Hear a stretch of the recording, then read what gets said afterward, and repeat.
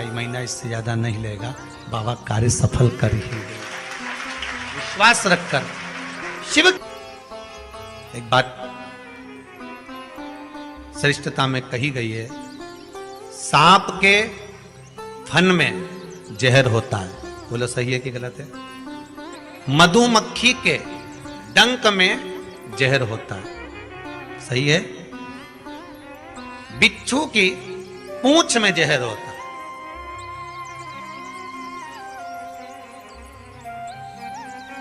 पर मनुष्य जो छल करने वाला होता है, कपट करने वाला होता है, एक दूसरे को धोखा देने वाला, झूठ बोलने वाला, छल करने वाला जो होता है, उसके तो रोम रोम में जहर होता है। कब कहां से डसेगा मालूम ही नहीं पड़ पाएगा। पर सांप को तो पहचान कर कह दोगे कि ये काटने वाला है। बोलो सही है कि गलत है? बिच्छू को देखकर डर जाओगे कि ये काटने वाला है। मधुमक्खी का डंक देखकर डर जाओगे कि मधुमक्खी काटने वाली है। इंसान को कैसे पहचानोगे कि यह काटने वाला है? मनुष्य को कैसे पहचानोगे कि यह काटेगा? मानव को कैसे पहचानोगे कि ये काटेगा? हो सकता है तुम्हारे नजदीक में रहता हो, तुम्हारे साथ में रहता हो और कई वर्षों तक साथ रह रहा हो, कब काट जाएगा आपको मालूम पड़ेगा? नहीं, सांप को देखकर भर जाएगा कि इस काट सकता है, बिच्छू काट सकता है, सांप, ये मधुमक्खी मुझे डंक मार सकती है, पर मनुष्य को कैसे पहचानोगे? तो शिव महापुराण की कथा एक बात बहुत सुंदर कहती है कि जितने विषैली हैं, मधुमक्खी शंकर जी के पास,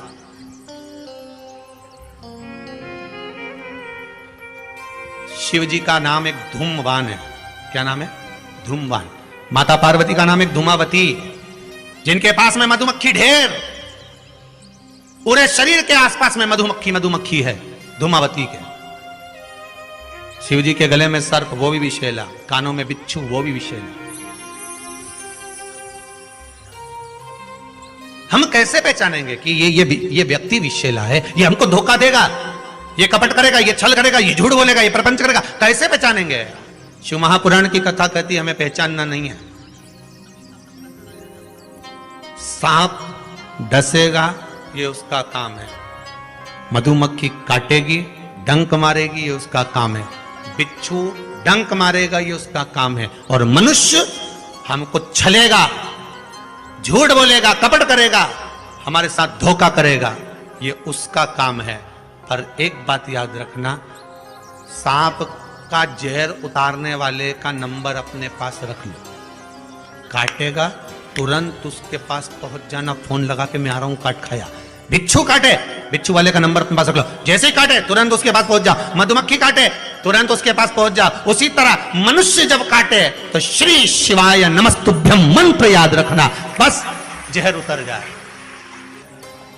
शिव है, औघड़ी है, दयालु है, दातार है, कृपा का सागर है। महाराज, ऐसा कोई कार्य नहीं जो बाबा नहीं करता। एक बात अपने ध्यान में रखिएगा, जिस समय पर आपको लगे कि कोई समस्या बहुत बड़ी आके खड़ी हो गई है, और बहुत बड़ी समस्या, और आपकी दृष्टि में लग रहा है कि आपको ये समस्या बहुत बड़ी है, आपकी दृष्टि में आपको ऐसा महसूस हो रहा है कि ये समस्या बहुत बड़ी है और इसका कोई हल नहीं निकल रहा, सब जगह से होकर आ गए, हर जगह जाकर निवेदन कर लिया, विनती कर ली, और वो समस्या आपको लगता है कि बहुत बड़ी है, तो शिव महापुराण की कथा कहती है, महाराज बेलपत्री के पेड़ के नीचे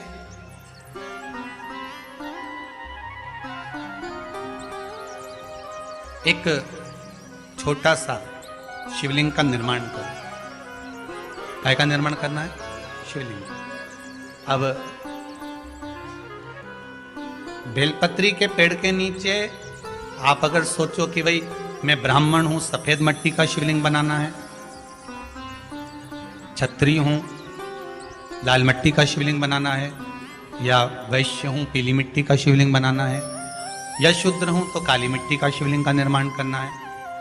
शिव महापुराण की कथा कहती है, लिंग पुराण कहती है, नर्मदा पुराण कहती है कि बेलपत्री के पेड़ के नीचे आप जिस शिवलिंग का निर्माण करें उसके लिए आपका वर्ण नहीं देखना, आपको तो बेलपत्री के नीचे की ही मिट्टी ले लेना, फिर वो जिस कलर की।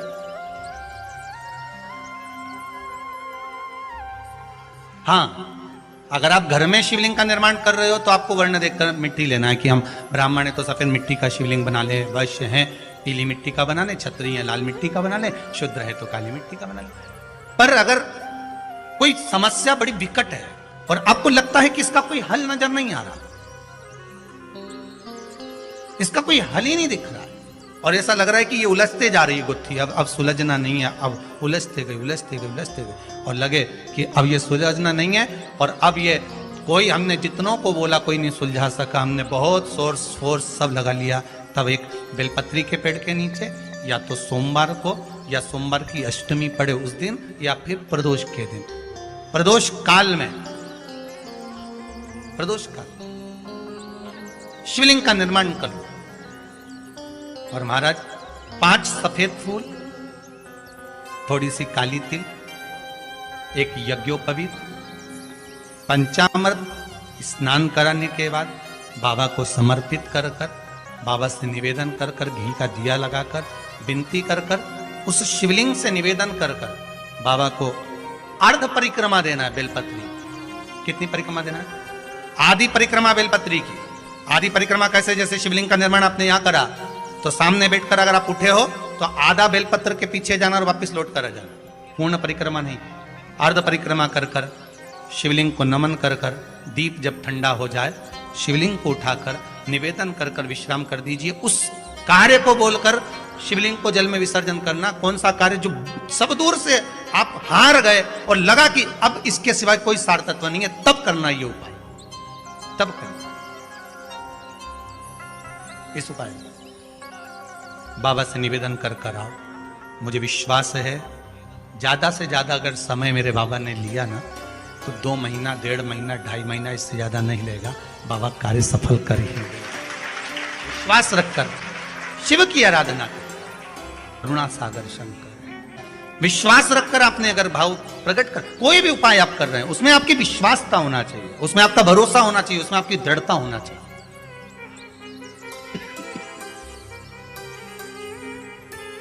और यदि विश्वास प्रबल है, प्रेम जब अनंत हो गया, रोम रोम संत हो गया।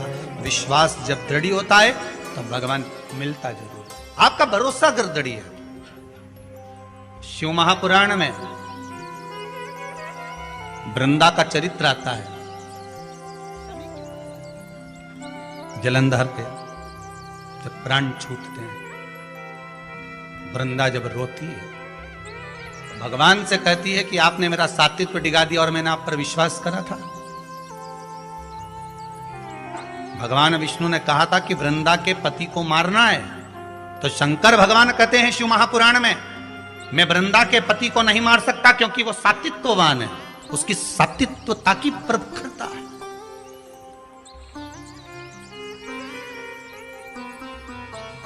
और किसी भी रूप में प्रखरता है।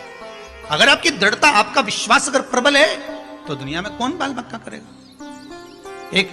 एक माता जी की आदत थी, वो सुबह से उठती थी और जम जम के दरवाजा खोल के चिल्लाना चालू कर देती थी,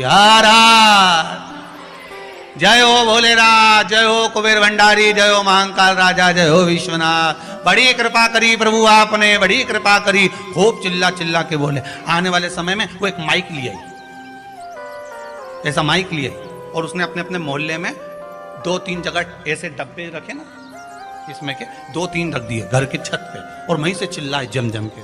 सुबह उठे और मुंह धोया नहीं धोया और बाहर आके चिल्ला।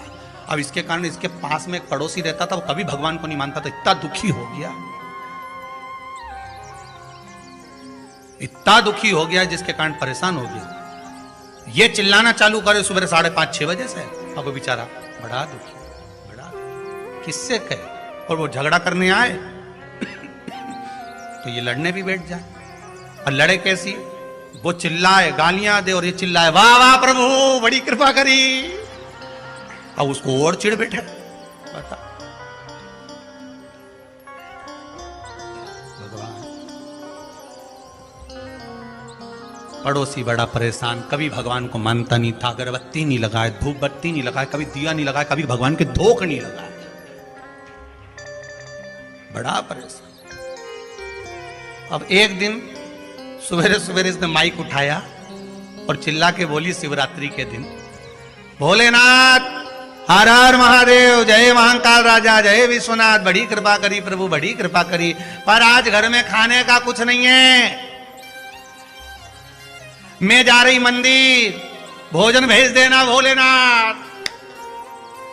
ये चली गई। इसके पड़ोसी ने सोचा आज इसको मजाक चखाता हूं सही तरह से।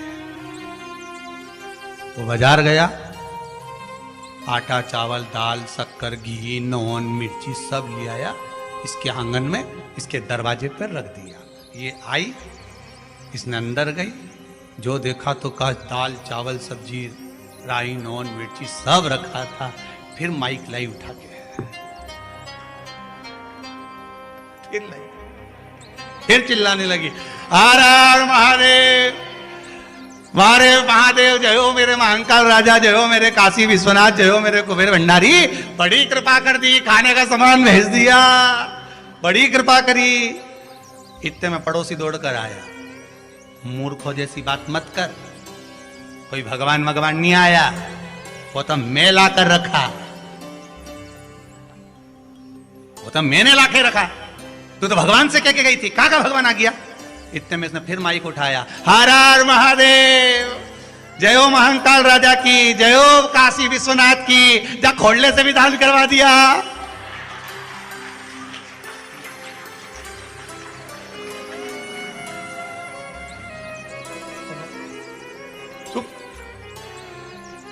गजब, ये कभी महादेव के नहीं माने, इसे आटा चावल दिलवा दिया, बड़ी गजब कृपा कर, बड़ी गजब। उसने कहा तेरा भगवान आया था देने, मैंने रखा, मेरा जय जयकार कर। उसने कहा मैंने तो महादेव से कहा था, महादेव ने तुझे कहा, तूने लाके रखा,